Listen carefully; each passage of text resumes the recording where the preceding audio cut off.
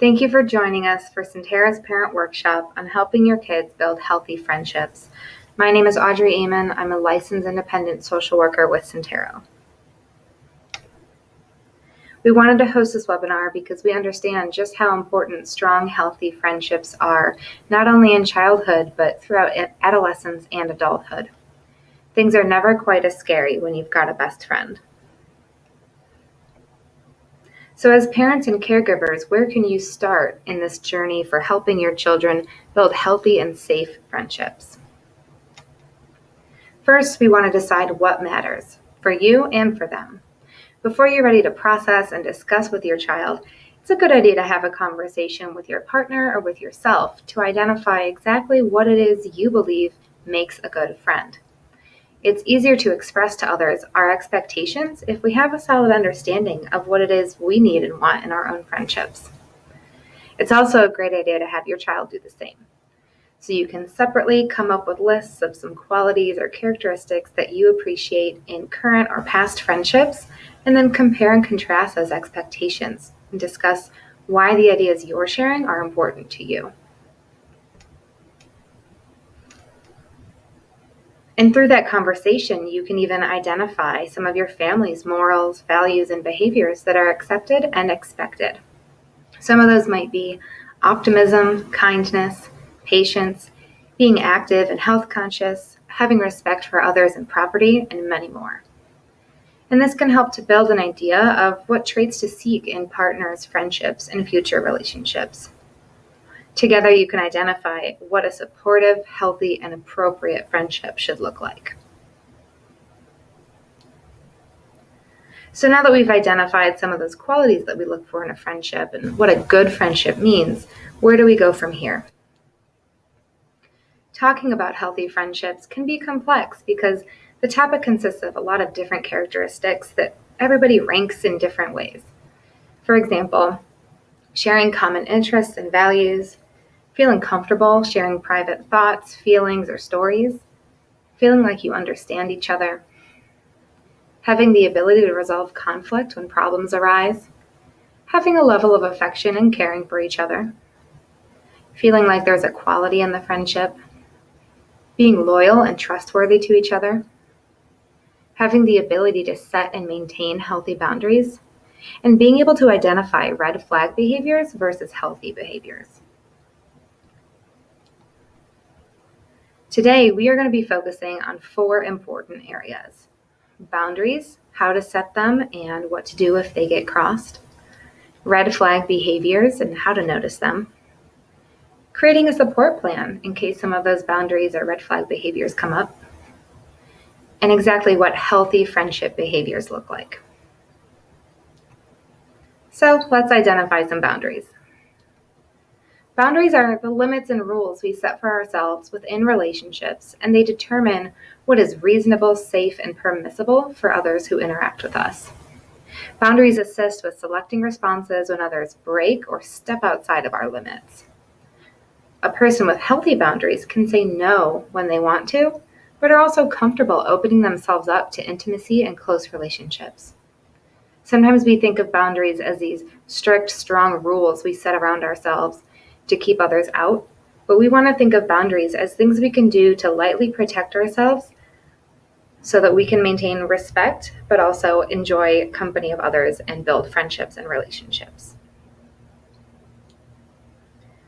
Boundaries can be physical, emotional, related to time or material, intellectual, and social. We are going to cover all 6 of these. Physical boundaries are usually what people think of when we talk about boundaries, and they refer to our personal space and physical touch. So how comfortable we are with handshakes, hugs, kisses, high fives, or going through our bedroom and belongings or other private spaces. Physical boundaries get broken when someone touches another or their belongings without permission or after being asked to stop. Emotional boundaries refer to a person's feelings. So gradually sharing information in a friendship versus sharing everything with everyone, and being respectful towards others' feelings and emotions. These get broken when someone criticizes, belittles, or invalidates another person's feelings. Time boundaries refer to how a person uses their time. So setting aside enough time for each facet of their life and respecting appointments and time frames. Time boundaries get broken when another person demands too much of another's time or is disrespectful of others' time by being frequently late or forgetting important dates and times. Boundaries related to material refer to money and possessions, so setting limits on what you share and with whom, appropriate lending of items or money to others based on relationship status and length of time known. For example, you wouldn't let a stranger borrow your car. Material boundaries get broken when someone steals or damages another person's possessions or when they pressure them to give or lend them possessions. Intellectual boundaries refer to thoughts and ideas, so respect for others' ideas and an awareness of appropriate discussion given the situation. And an example would be deciding with the people that I'm around, should we be discussing the weather or should we be discussing politics? Intellectual boundaries get broken when someone dismisses or belittles another person's thoughts or ideas, and this can be very closely tied to emotional boundaries. Finally, social boundaries refer to interactions among groups and others. They can encompass many different behaviors and decisions like tone and volume of voice and whether or not it's appropriate for certain settings, and also what kind of clothing you're wearing and if it's appropriate for the situation you're in. An example would be yelling in a library. Social boundaries get broken when a person chooses or unknowingly makes an inappropriate decision for a social setting, making others feel uncomfortable or even unsafe. So now that we've had a refresher on the different boundaries, we can share that knowledge with your children using examples that are developmentally appropriate and relatable to their experiences.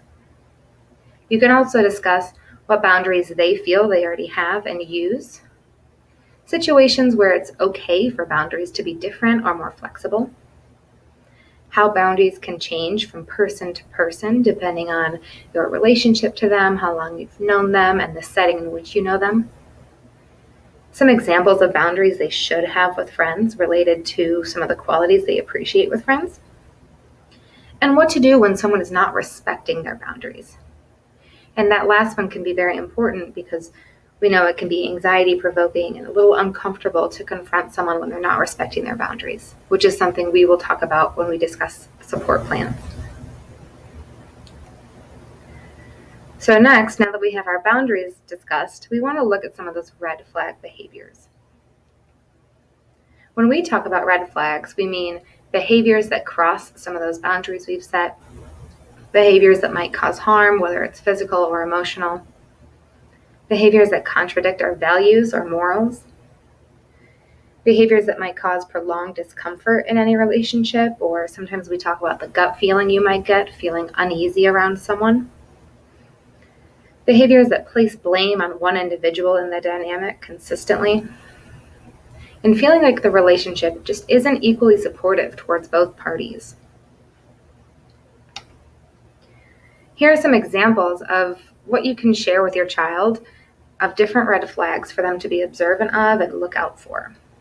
Red flag behaviors can include if a friend gets extremely jealous of other friendships or doesn't want you to see other people, puts down someone by calling names, cursing, or making others feel bad about themselves, doesn't take other person's interests seriously, doesn't listen when they try to share feelings, stories, or worries, has ever threatened to hurt themselves because of something you did or threatened to hurt you, tries to tell you how to dress or act, has ever grabbed, pushed, or physically hit the other, blames you for their behaviors, purposely embarrasses you, destroys your belongings on purpose, doesn't keep their promises, acts controlling or possessive, depends entirely on you to meet social or emotional needs, or criticizes other friends or family members.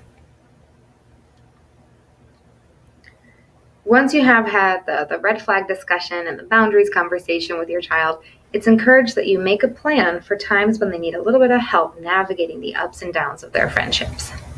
Plans can include how they want to share that there's something that's happening, whether that's a face-to-face conversation, written down in a note, sent in an email or a text message.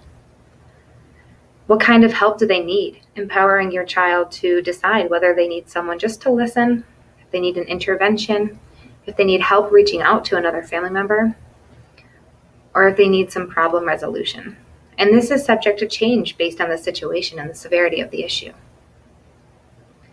And if there are any other trusted adults available, whether that's at school, some neighbors, extended family members, just in case you aren't available or they aren't ready to share with you. Some examples of what a support plan could look like is in elementary school. Maybe there's a boundary crossed where a friend is getting a little bit too close or is invading my personal space. And I decide when my boundaries are crossed, I'm going to talk to the teacher. And when I talk to the teacher, I'm looking for someone to probably intervene or help resolve this problem with that friend. And in that example, the teacher is the identified trusted adult. In middle school, we might talk about maybe a friend is getting upset when you're hanging out with other people or you start talking to some other friend groups. Maybe that's better expressed in a text message for a middle schooler. And maybe they just want someone to listen while they vent a little bit. And if they can't talk to you, they might go to their school counselor. A high school example might be that a friend is expecting them to pay for them all the time or is asking them to lend them money when they're not comfortable doing that. This might be something they're more comfortable writing in a note or maybe talking to you face to face. They might need a little bit of problem resolution or even reaching out to that friend's parents. And they can identify some other trusted adults like other extended family members like an aunt or an uncle.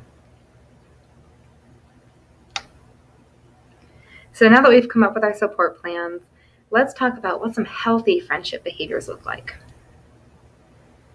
So we want to be able to share with our kids the signs that friendships are good, stable, and supportive, and encourage them to practice these skills too.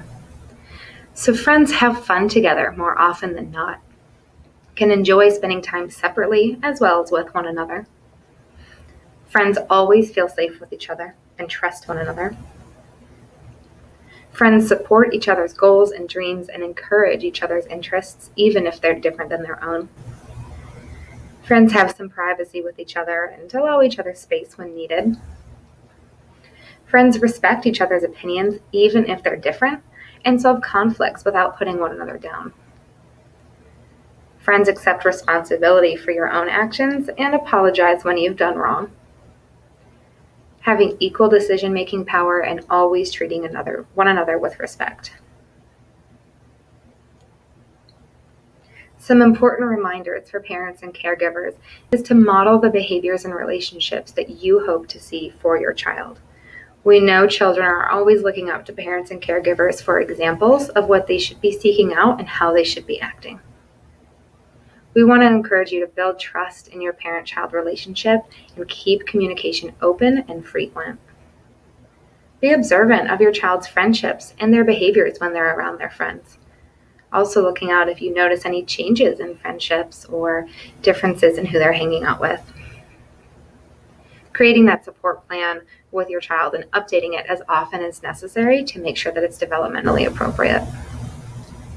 And allowing your child to make mistakes and learn from them in safe and appropriate ways.